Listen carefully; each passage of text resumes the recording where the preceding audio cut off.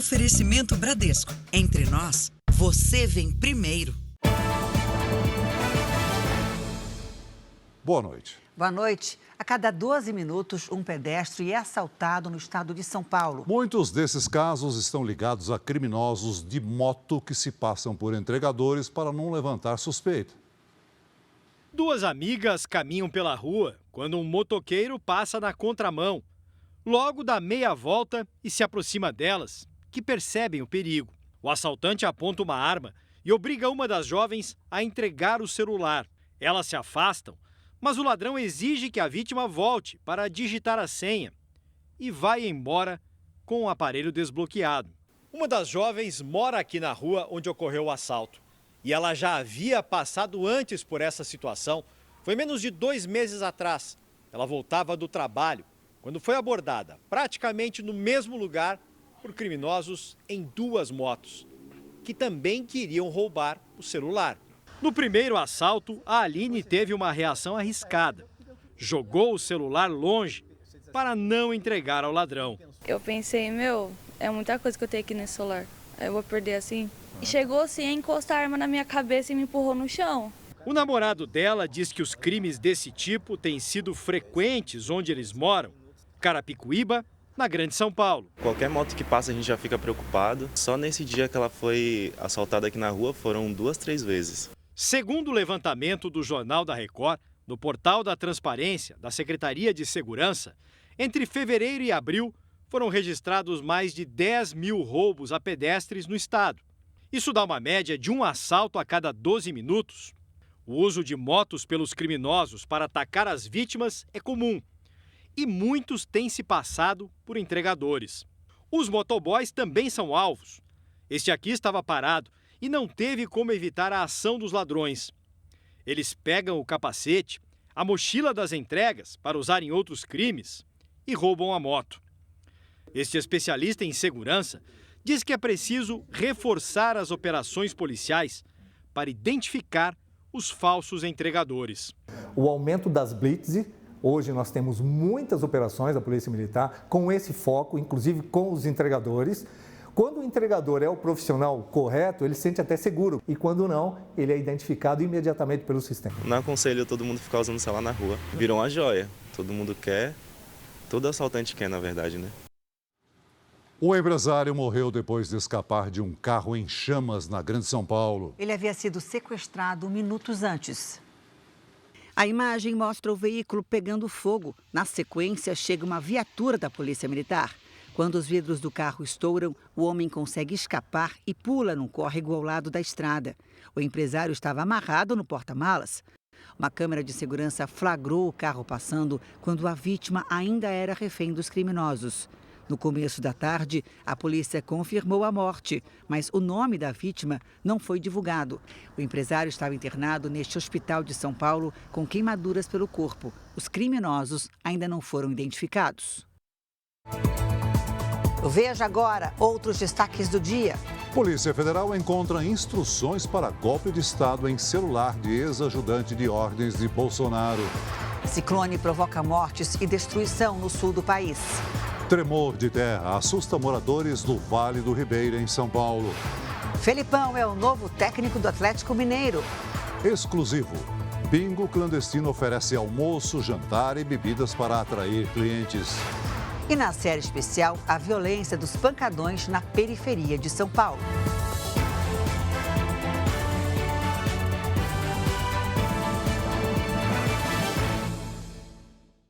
Oferecimento Bradesco. Renegocie suas dívidas com condições especiais.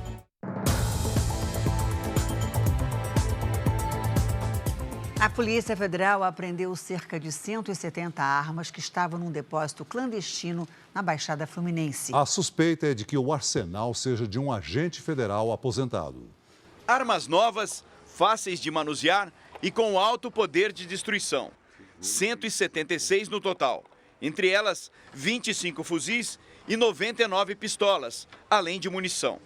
O arsenal foi encontrado dentro de caixas e pronto para venda em Nova Iguaçu, na Baixada Fluminense. O que chamou a atenção da Polícia Federal foi a precariedade do local em que esses armamentos estavam sendo armazenados.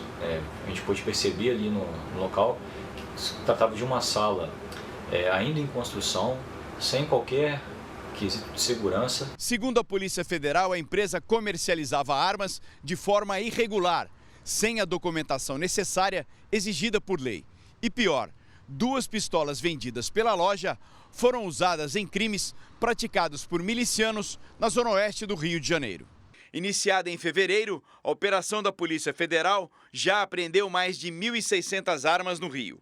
O objetivo é impedir que elas cheguem às mãos de criminosos. O dono da loja, um escrivão aposentado da Polícia Federal, foi preso no início do ano e atualmente responde em liberdade pelos crimes de comércio ilegal de armas e munição e posse ilegal de arma de uso restrito. O que a gente precisa cobrar é uma maior fiscalização, maior até do que já existe dentro desse sistema. À medida que essa arma sai da loja, ela sai de maneira regular.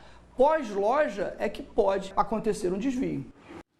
As mortes recentes por febre maculosa no interior de São Paulo chamam a atenção para uma doença que, nos últimos 10 anos, matou cerca de 700 pessoas no país. Em uma semana, 5 mortes foram confirmadas, 4 de pessoas que estiveram na mesma festa numa fazenda em Campinas.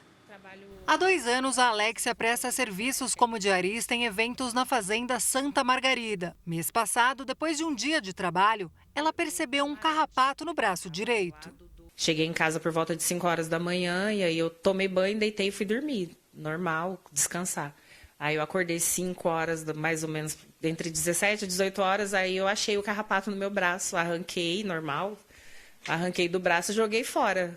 No dia seguinte, ela teve febre e dores no corpo, mas só procurou atendimento médico quando os sintomas pioraram. Uma dor insuportável no meu corpo todo, uma febre muito alta e muita dor de cabeça, uma dor de cabeça assim forte mesmo. A febre maculosa é uma doença infecciosa causada por uma bactéria transmitida principalmente pelo carrapato estrela. Tem um estudo que traz que quando o carrapato te pica, ele tem que estar pelo menos com o mínimo de 4 horas no seu corpo se alimentando, né? Para poder, porque a bactéria está na saliva do carrapato, né, para poder transmitir a doença. Lembrando que menos que 1% do total de carrapatos estrela possui a bactéria. A Alexia se recuperou, mas só na última semana 5 pessoas morreram com a doença. O casal Mariana Giordano e Douglas Costa, a dentista Evelyn Santos e a adolescente Erissa Nicole Santana estiveram na mesma festa em Campinas. Toda a região está em alerta. Pelo menos mais 2 cidades paulistas analisam casos suspeitos de febre maculosa ligados à fazenda. Segundo as secretarias de saúde de Jundiaí e de Santa Isabel, alguns pacientes que apresentam sintomas da doença estiveram em eventos no local. Em Jundiaí, são 7 casos suspeitos, 2 ligados a eventos na fazenda. Todos os pacientes foram medicados e se recuperam em casa. Em Santa Isabel, na Grande São Paulo, 4 pessoas são monitoradas, 2 estão hospitalizadas.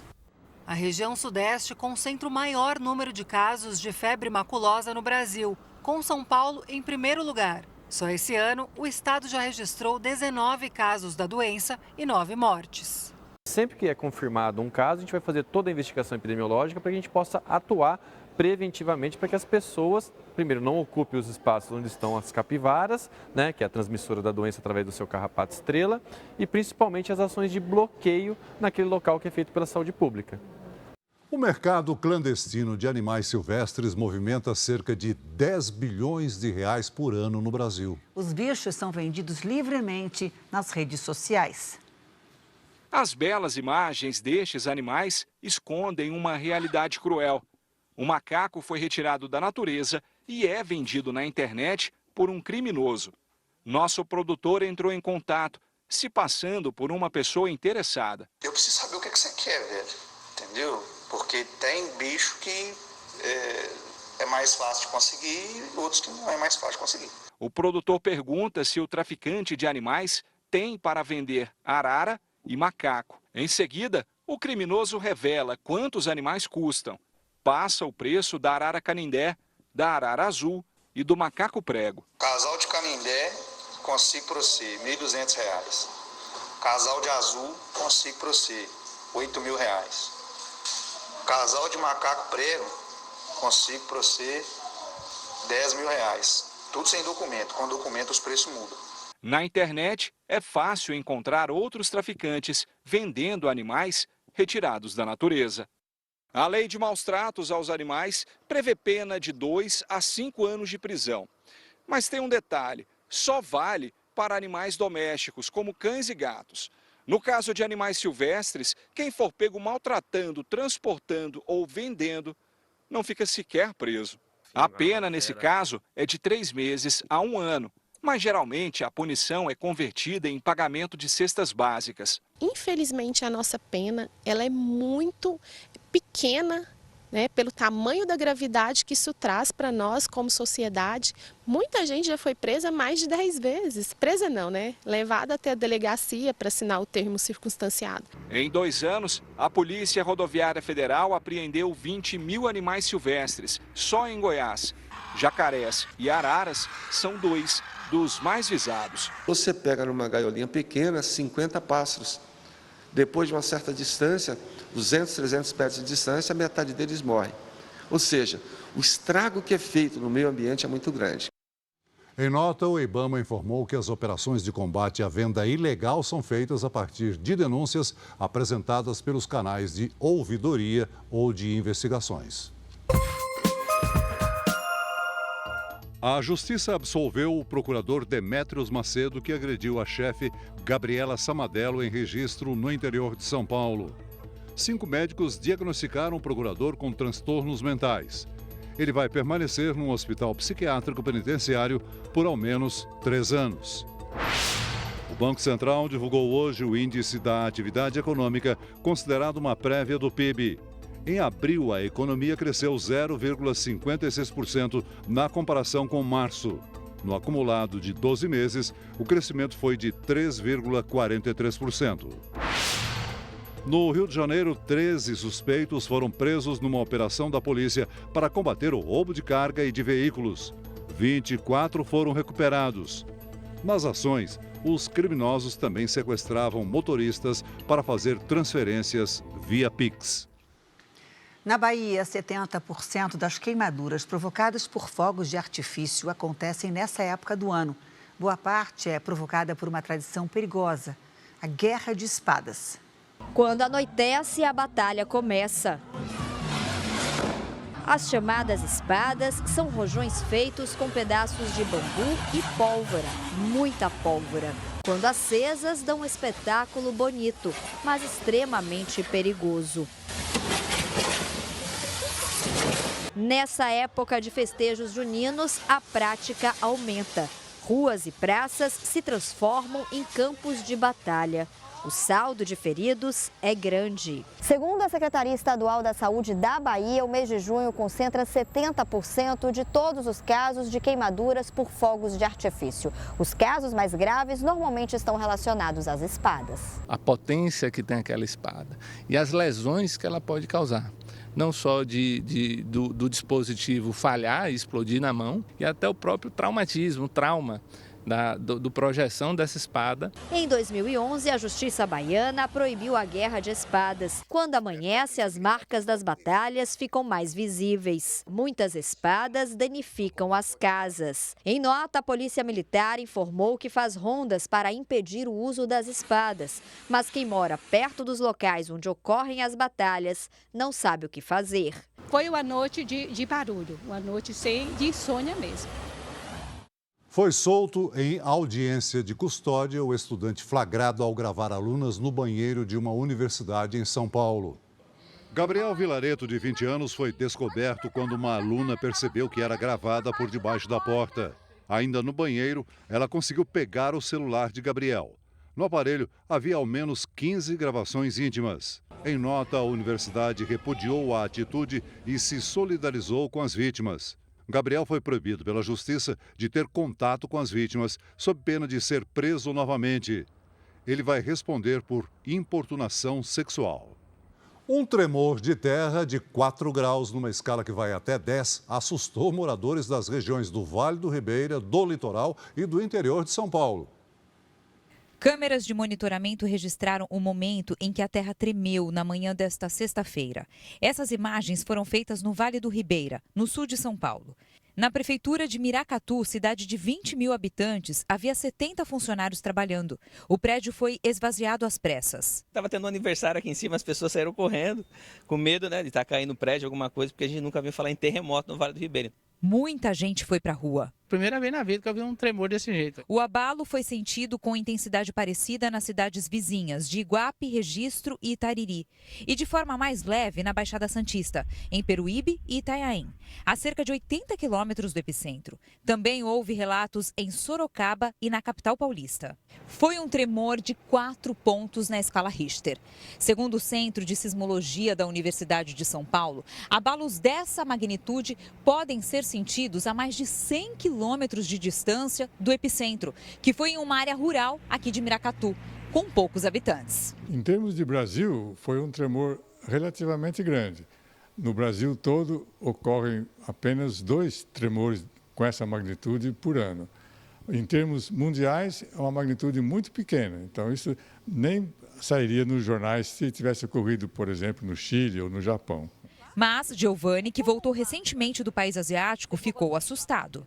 Um tremor forte, mas não imaginava que seria um terremoto, né? Os tremores de terra sentidos no Brasil são provocados pela movimentação da placa tectônica sul-americana. As tensões geradas de vez em quando são liberadas, causando pequenos abalos sísmicos. A Defesa Civil de Miracatu está vistoriando casas e já confirmou alguns danos estruturais.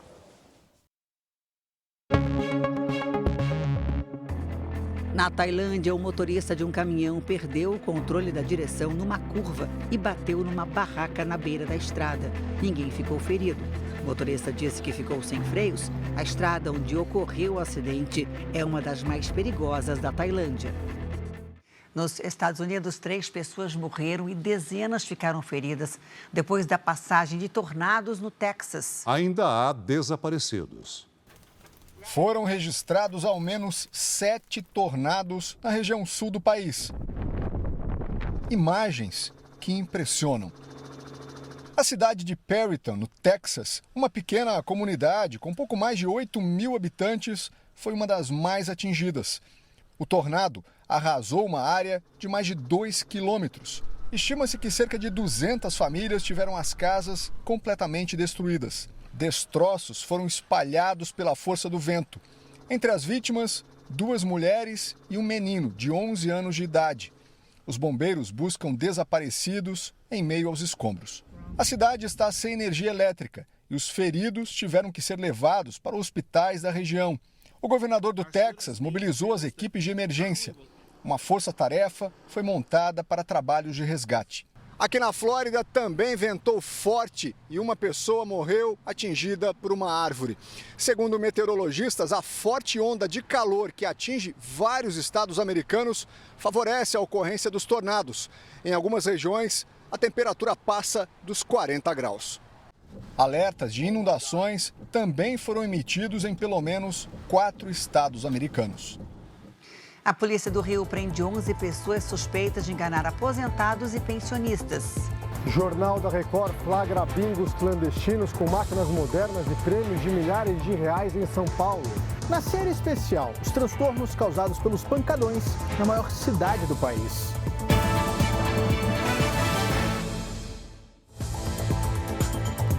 O presidente Lula se reuniu hoje com o presidente da Câmara, Arthur Lira. Então vamos saber os detalhes com Luiz Fara Monteiro. Reunião em plena sexta-feira em Brasília, Fara? Boa noite. Pois é, Celso, para você ver, o momento exige. Ótima noite para você, para a Janine e para todos que nos acompanham. Eles discutiram o possível apoio nas próximas votações no Congresso Nacional.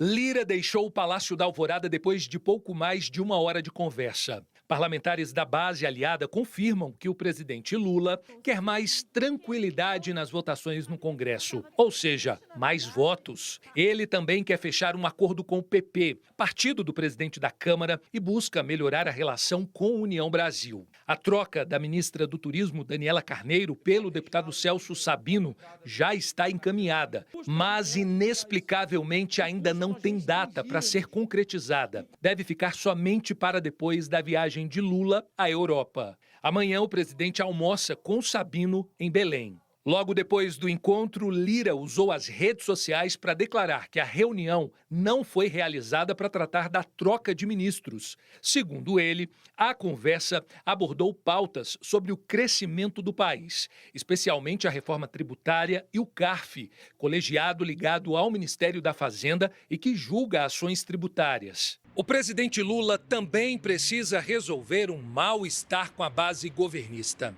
A insatisfação de parlamentares tem relação direta com a falta de nomeação de cargos para o segundo e terceiro escalões do governo. As indicações feitas por parlamentares estariam paradas na Casa Civil. Para tentar diminuir essa tensão entre o Planalto e aliados, hoje o ministro Alexandre Padilha, da Secretaria de Relações Institucionais, anunciou uma força-tarefa permanente para acelerar essas nomeações. São mais de 400 pedidos em análise. Mais cedo, Lula cancelou a viagem que faria para Rio Verde, interior de Goiás, por causa do mau tempo. O presidente participaria da inauguração de um trecho da ferrovia Norte-Sul. No fim do dia, Lula embarcou para Belém. Amanhã, o presidente participa na capital paraense da cerimônia de oficialização da cidade como sede da 30ª Conferência das Nações Unidas sobre Mudança do Clima, a COP30, agendada para 2025. A Polícia Federal encontrou no celular de Mauro Cid, ex-ajudante de ordens do ex-presidente Jair Bolsonaro, instruções detalhadas para um suposto golpe de Estado depois da eleição presidencial do ano passado. O ministro Alexandre de Moraes, do Supremo Tribunal Federal, retirou o sigilo do relatório que detalha o plano. Segundo o relatório da Polícia Federal, o documento que detalha as instruções para um suposto golpe de Estado foi criado em 25 de outubro de 2022, pouco antes do segundo turno da eleição presidencial. Com o nome de Forças Armadas como poder moderador, o documento encontrado no celular de Mauro Cid menciona ações que deveriam ser tomadas, como a nomeação de um interventor, o afastamento e abertura de inquéritos contra ministros do Tribunal Superior Eleitoral, do Supremo Tribunal Federal e outras autoridades, além da fixação de um prazo para novas eleições. O documento sugeria que o então presidente da República, Jair Bolsonaro, declarasse estado de sítio e colocasse em funcionamento a GLO, Operação Militar de Garantia da Lei e da Ordem. Além disso, o documento acusava ministros do TSE de terem violado a Constituição e, por isso, deveriam dar lugar a ministros substitutos da Corte à época, como Nunes Marques e André Mendonça. Também foram encontradas no celular de Mauro Cid conversas com o coronel Jean Lawande Júnior, então gerente de ordens do Alto Comando do Exército. Em um dos trechos, ele envia um áudio para Cid, em que diz: "Pelo amor de Deus, Sidão, pelo amor de Deus, faz alguma coisa, cara. Convence ele a fazer. Ele não pode recuar agora. Ele não tem nada a perder. Ele vai ser preso. O presidente vai ser preso. E pior, na papuda, cara." Segundo a transcrição da PF, a conversa aconteceu em 1º de dezembro do ano passado. Em outra mensagem, transcrita pelos agentes, em 10 de dezembro do ano passado, diz: "Cid, pelo amor de Deus, o homem tem que dar a ordem. Se a cúpula do EB, Exército Brasileiro, não está com ele, de divisão para baixo está." A última troca de mensagens identificada pelos policiais foi em 21 de dezembro de 2022. Jean Lawande Júnior escreveu numa mensagem de texto: "Soube agora que não vai sair nada. Decepção, irmão. Entregamos o país aos bandidos." E Mauro Cid responde: "Infelizmente." Apesar da menção a Bolsonaro, o relatório não aponta participação dele na troca de mensagens. Em nota, os advogados do ex-presidente informaram que os novos diálogos comprovam mais uma vez que ele jamais participou de qualquer conversa sobre um suposto golpe de Estado. Se referindo a Mauro Cid, a defesa de Bolsonaro disse ainda que o ajudante de ordens, pela função que exercia, recebia todas as demandas que deveriam chegar ao presidente da República e que o celular dele, portanto, por diversas ocasiões, se transformou numa simples caixa de correspondência que registrava as mais diversas lamentações. Também em nota, o Exército informou que eventuais condutas individuais julgadas irregulares serão tratadas no âmbito judicial e que na esfera administrativa as medidas cabíveis já estão sendo adotadas. A nota diz ainda que opiniões e comentários pessoais não representam o pensamento da cadeia de comando do Exército Brasileiro, nem o posicionamento oficial da instituição. O coronel Jean Lawande Júnior teve a nomeação para um posto diplomático nos Estados Unidos, suspensa hoje pelo comandante do Exército, Tomás Paiva. A decisão foi tomada depois de uma reunião do comandante-geral com o presidente Lula e o ministro da Defesa, José Múcio. Mais cedo, a defesa de Mauro Cid pediu ao ministro Alexandre de Moraes que o ex-ajudante de ordens de Bolsonaro não seja obrigado a comparecer à CPI do 8 de janeiro. E o ministro Alexandre de Moraes, do Supremo, determinou hoje que a Polícia Federal tome novos depoimentos do ex-presidente Jair Bolsonaro e do ex-deputado federal Daniel Silveira. Os dois devem ser ouvidos na investigação que teve como alvo o senador Marcos Duval. A PF investiga se há tentativas de atrapalhar as apurações sobre os atos de vandalismo do dia 8 de janeiro. Essas foram as principais notícias do dia, direto da redação do JR aqui de Brasília. Janine e Celso. Obrigado, Fara. Obrigada, Fara. Foi encontrado hoje em Londrina, no Paraná, o corpo do menino de 2 anos que estava desaparecido há uma semana. Ele sumiu depois de ser levado pela mãe e o padrasto para passear num parque fechado para visitantes. O corpo da criança foi encontrado preso à margem do rio, a 9 quilômetros do parque onde desapareceu. Quando eu bati o olho, eu vi a camisetinha preta assim, naquele volume assim, eu falei, ó, tá ali, ó. Foram 7 dias de buscas por Tiago Vinícius, de 2 anos. A chuva atrapalhou os trabalhos ao longo da semana. Possivelmente o rio baixou, né? Baixou ali aproximadamente 50 centímetros. E isso pode ter possibilitado encontrar o corpo. A família esteve hoje no Instituto Médico Legal para fazer o reconhecimento, mas preferiu não gravar entrevista. O corpo do menino ainda vai passar por uma perícia. A polícia quer saber se ele estava vivo quando caiu no rio. As informações preliminares que externamente não foi localizado nada no corpo da criança. Se os exames de laboratório apontarem algo em outra linha de investigação, vai ser informado em laudo pericial, vai ser repassado à autoridade policial que vai fazer as correções de investigação necessárias. Né? Os investigadores voltaram hoje ao parque, analisaram as características do local para esclarecer como a criança teria caído na água. No último dia 10, Tiago Vinícius foi levado pela mãe e o namorado dela a um parque municipal de Londrina, interior do Paraná. O local estava fechado para visitantes. Segundo o casal, na hora de ir embora, o menino foi colocado dentro do carro. Mas no caminho de casa, os dois perceberam que a criança não estava no veículo. A suspeita é de negligência do casal. Se houve algum tipo de descuido, de negligência por parte da mãe, do namorado, isso é uma possibilidade. Se foi uma fatalidade. Exclusivo. O Jornal da Record flagrou o funcionamento de bingos clandestinos na Grande São Paulo e na capital. Além dos jogos, as casas oferecem refeições e bebidas para garantir que os apostadores permaneçam o maior tempo possível no local. Um espaço grande, de movimento intenso, de apostas ilegais. As imagens foram feitas em 2 bingos clandestinos em pleno funcionamento na capital e em Osasco, na Grande São Paulo. Os estabelecimentos têm máquinas modernas para agilizar o jogo e oferecem prêmios de até R$30 mil. Os flagrantes foram feitos depois de denúncias recebidas pelo Jornal da Record. Um dos bingos clandestinos funciona aqui no tradicional bairro da Lapa, na zona oeste de São Paulo. Quem passa por essa rua dificilmente imagina, mas as apostas acontecem num salão bem ali. O bingo, como atividade econômica, é uma atividade ilegal. Todas as atividades de jogos de azar no Brasil são ilegais, exceto apostas esportivas. Essa apostadora, que não quer se identificar, diz como funcionam as casas ilegais. As pessoas que frequentam bingo hoje, ela tem que ter um cadastro, ela tem que ser uma pessoa que eles conhecem. Se for um estranho, não entra. E não tem fachada, você jamais sabe que ali é um bingo. Não se identifica nada, nada, nada. Para fazer com que as pessoas permaneçam mais tempo no local, os bingos também oferecem bebida e comida aos apostadores. Eles oferecem do bom e do melhor para você. Você tem almoço, você tem café, você tem chopp, você tem cerveja, você tem jantar totalmente de graça. Se você é um jogador, você nunca paga nada para comer nada lá dentro.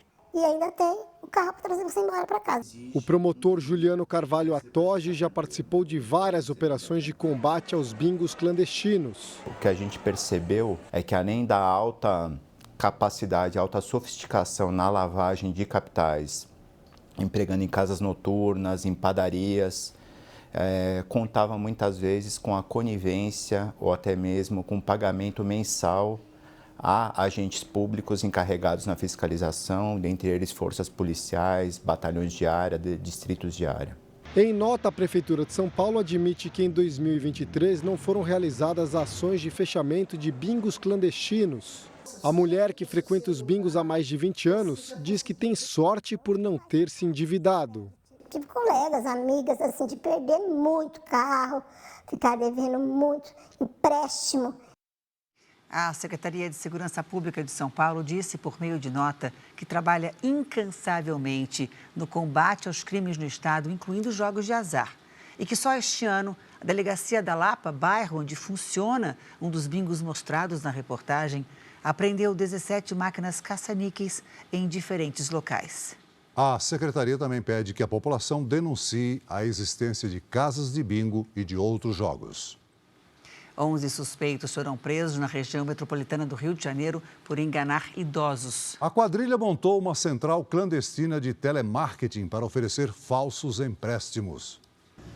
Os operadores do esquema estavam em atendimento quando os agentes chegaram. Segundo a polícia, a central clandestina de telemarketing era usada para enganar idosos e pensionistas do INSS. As investigações desta delegacia em Niterói, na região metropolitana do Rio, mostraram como a quadrilha agia. Os criminosos tinham acesso a um banco de dados com o número do benefício do INSS.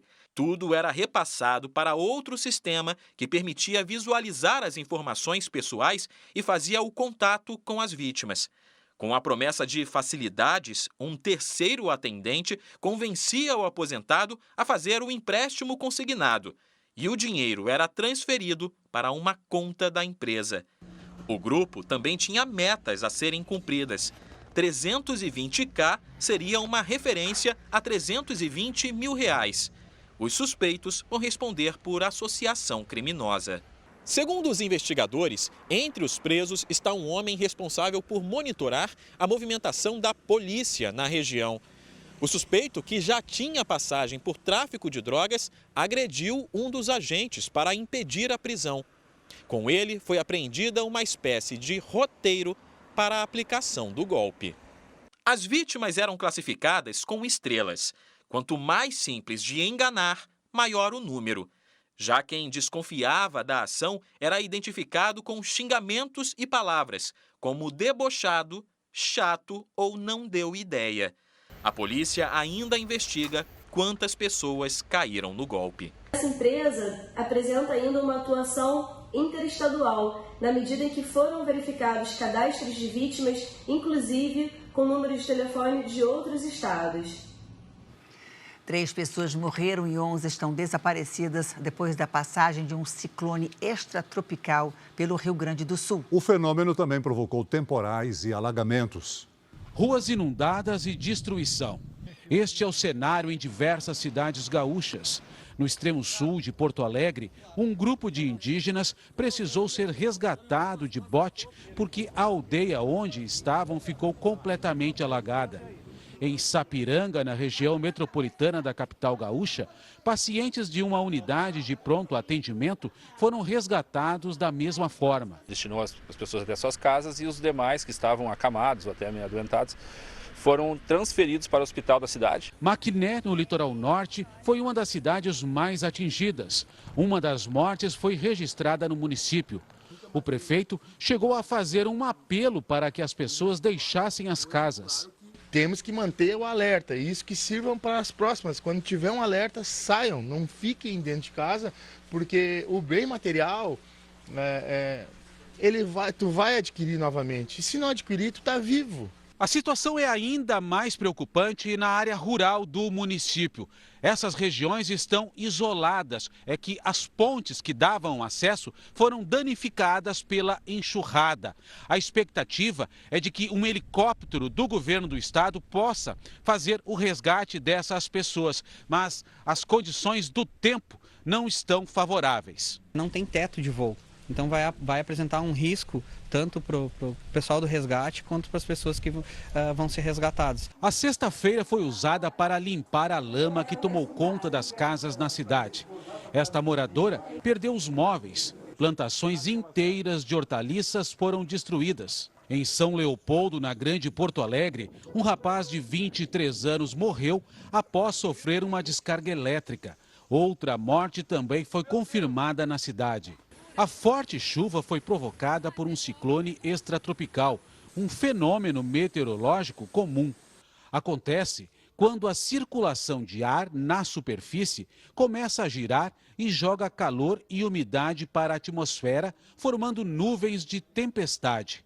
Neste caso, as águas do Oceano Atlântico estavam mais aquecidas, 3 graus acima da média, e isso motivou o grande volume de chuva. Em Maquiné, por exemplo, eram esperados 116 milímetros para o mês inteiro. Em 24 horas, choveu 250. O Paulo mora na cidade. Além da lavoura, perdeu a criação de galinhas e as 2 vacas que tinha. Estava ali num piquete ali e foi tudo embora. A correnteza arrastou? A correnteza arrastou. Até agora não sei onde é que anda. E chegou a hora da nossa previsão do tempo. A Lidiane já está aqui com a gente para explicar que história é essa, né, Lidiane? Para nos dizer se esse ciclone pode trazer mais transtornos. Olha, Janine, a chuva diminui na região sul, mas os alertas seguem pelo menos até amanhã de manhã. Boa noite para você. Muito boa noite, Celso. Boa noite a todos. O ciclone extratropical enfraqueceu e as nuvens começaram a dissipar. Neste sábado, o sistema avança pelo oceano e chega até o sudeste. O mar segue agitado do Rio Grande do Sul até São Paulo. No Rio de Janeiro, no Espírito Santo e no sul de Minas, risco de alagamentos. Na costa do Nordeste, deslizamentos. Do Paraná até o Acre e no interior do Nordeste, nada de chuva no fim de semana. Em Porto Alegre, aquele sol gelado com máxima de 17 graus. Em Vitória e em João Pessoa, 28. Em Cuiabá, 26. Em Teresina e em Belém, até 33 graus. Em São Paulo e em Campo Grande, o fim de semana será mais gelado do ano. No sábado, faz sol com mínima de 8 graus. No Rio de Janeiro, dia chuvoso e risco de transtornos, com 23. No Recife, chance de deslizamentos e máxima de 28. Tempo delivery. O Vinícius está em Bom Jesus do Norte, Espírito Santo. Vamos lá. Oi, Vinícius, boa noite para você. Se despeça do calorzinho. No fim de semana o tempo muda com chuva e frio. No sábado faz 26 e no domingo apenas 22 graus. Agora a gente atende o Everaldo, né? De Porto Velho, Rondônia. Vamos lá. Everaldo, boa noite. O calor normal aí da sua região volta aos poucos nesse fim de semana. No sábado, máxima de 28. No domingo faz até 29 graus. Previsão personalizada para qualquer cidade do Brasil e do mundo é aqui mesmo no Tempo Delivery. Faça o seu pedido pelas redes sociais com a hashtag #VocêNoJR. Janine, Celso, bom fim de semana. Fiquei assustada com esses 8 graus em São Paulo amanhã. Gelado, viu? Gelado. Obrigada, Lidy. Bom fim de semana para você, Lidy. Obrigada. Criminosos que fugiam da polícia usaram um recurso nada comum durante uma perseguição em Araucária, região metropolitana de Curitiba. Eles acionaram um dispositivo para soltar fumaça e atrapalhar os policiais que vinham logo atrás. Uma câmera de segurança flagrou a nuvem escura que se espalhou pela pista. A caminhonete foi encontrada depois com 500 quilos de maconha. Ninguém foi preso. Veja a seguir, Felipão é o novo técnico do Atlético Mineiro. Ele estreia na próxima quarta-feira contra o Fluminense. A polícia investiga a morte de uma mulher durante um procedimento estético no Rio de Janeiro. Os riscos e os transtornos dos pancadões durante a madrugada de São Paulo.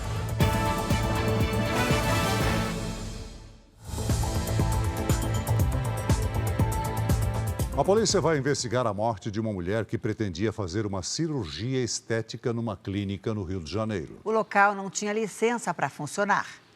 Familiares da cozinheira Ingrid Ramos Ferreira, de 41 anos, afirmam que ela teve uma convulsão logo depois de ser anestesiada.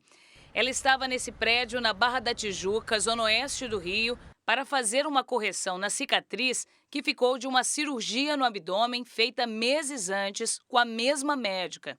A cirurgiã plástica Eliana Maria Jimenez Dias. O filho de Ingrid, de 14 anos, acompanhou a mãe no consultório. Ele estava na recepção e ele começou a ouvir a mãe gritar, pedir socorro, falar que estava sentindo dor. E aí começou a correria e chamar o SAMU, só que demorou, não conseguiu reanimá-la. Nesse vídeo, a família tenta entender o que aconteceu. A senhora é a médica? O que aconteceu? Que é a médica. Como a senhora não sabe? A senhora é médica, estudou para isso. Hoje, a polícia esteve no consultório e encontrou uma grande quantidade de instrumentos cirúrgicos e próteses de silicone.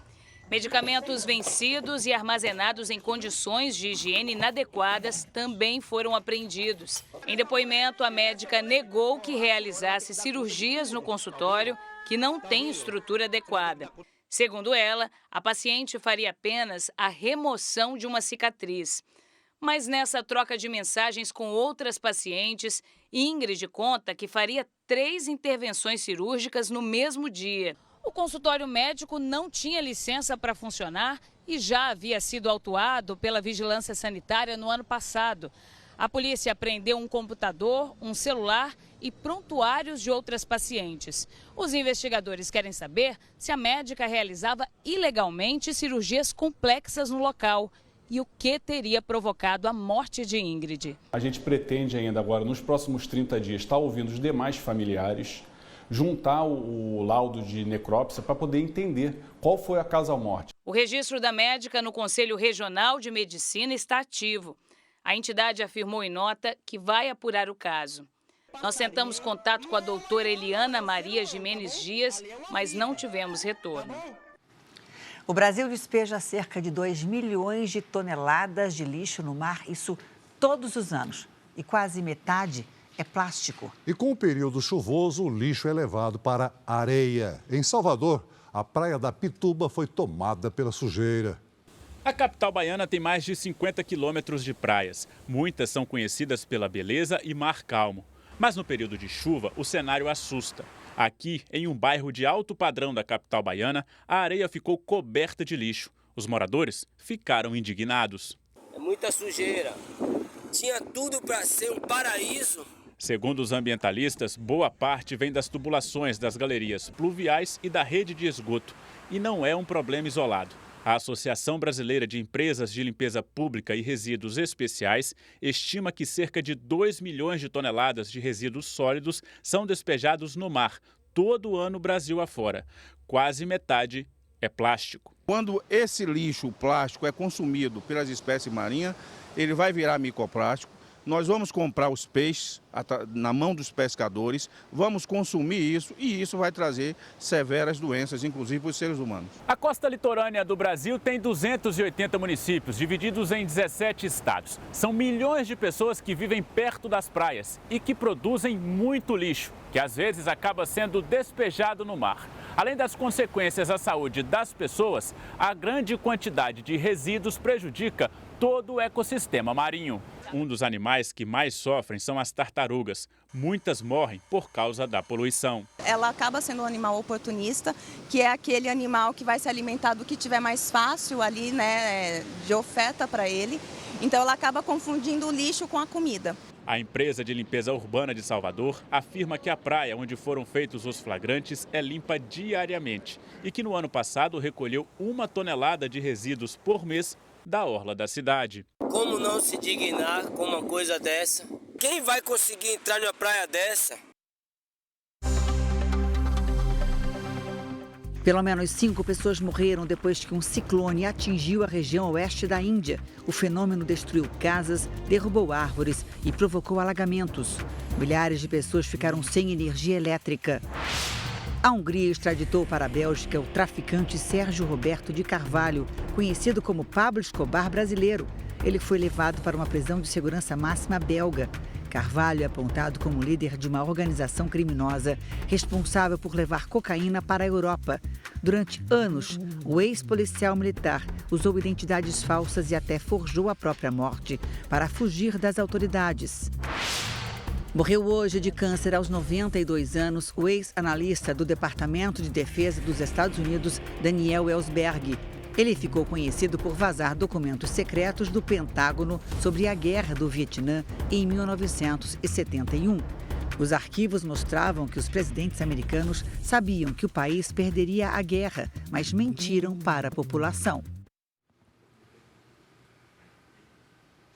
O Atlético Mineiro tem novo técnico, é o pentacampeão mundial Luiz Felipe Scolari, de 74 anos.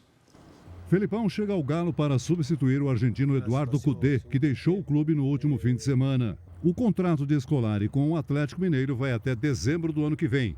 A expectativa é que o treinador estreie no comando do time contra o Fluminense na próxima quarta-feira pelo Brasileirão. Felipão havia se tornado diretor de futebol do Atlético Paranaense no fim do ano passado, mas com a proposta do Galo, decidiu voltar a treinar uma equipe. Após o anúncio da saída de Felipão, o clube paranaense decidiu demitir o treinador Paulo Turra, que sempre fez parte das comissões técnicas de Scolari. Agora a nossa série especial. Uso de drogas, bebida e muito barulho. Os chamados pancadões tiram o sono de trabalhadores de bairros carentes de São Paulo. Mas a bagunça não é o pior lado das festas ilegais. Como são clandestinas, a violência, brigas e até assassinatos entre os jovens.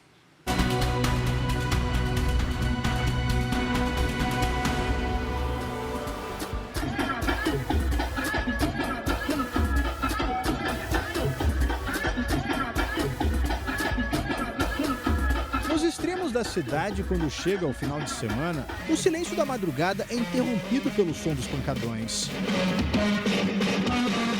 Aí você não consegue dormir. E a gente tem que deitar no mínimo às 9 horas da noite. E depois você não consegue dormir mais com o barulho. Tanto de som de moto.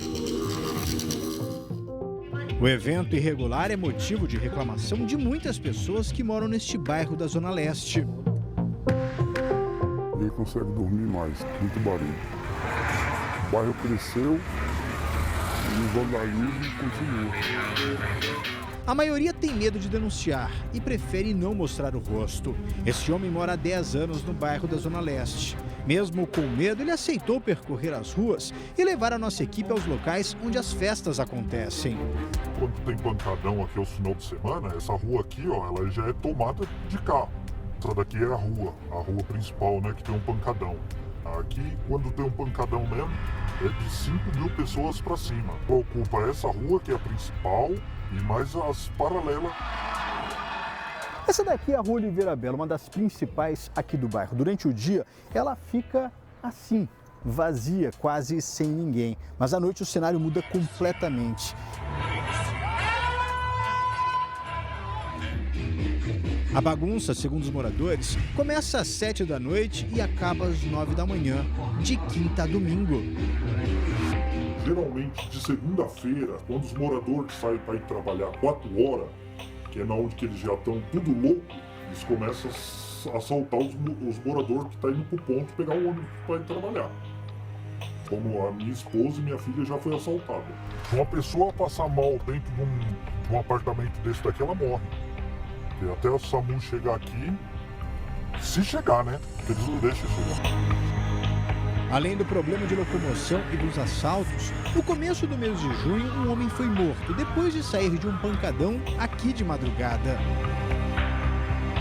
A emboscada aconteceu bem aqui, em frente a este condomínio. O homem tinha acabado de sair da festa, estava indo embora, mas foi seguido por 4 homens. Quando chegou neste ponto, ele foi executado a tiros. Rogério da Silva tinha 37 anos. Ele morava no bairro desde criança. O crime ainda não foi solucionado. Até agora ninguém foi preso. Para os moradores, a falta de policiais no bairro, principalmente nos dias de festa, chama a atenção.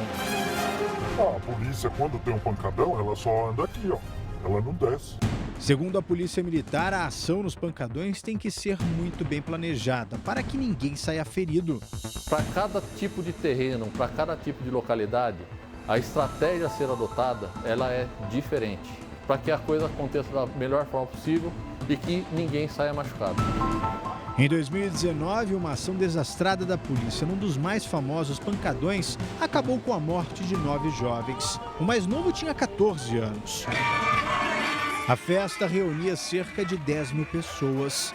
As ruas estavam lotadas. Várias denúncias foram feitas e a polícia foi acionada. A corporação alega que foi recebida a tiros e usou bombas de efeito moral e tiros de borracha para acabar com a festa. Só que na correria houve tumulto, como em qualquer lugar onde há uma grande concentração de gente. Por isso, esse tipo de ação de dispersão sem planejamento não é recomendada por especialistas em segurança pública. Essa edição termina aqui, à 00:30 tem mais Jornal da Record. Fica agora com a série Reis, logo depois da novela Jesus, tem a grande conquista com uma atividade que vai definir os novos donos da mansão. Boa noite para você e bom fim de semana. Boa noite.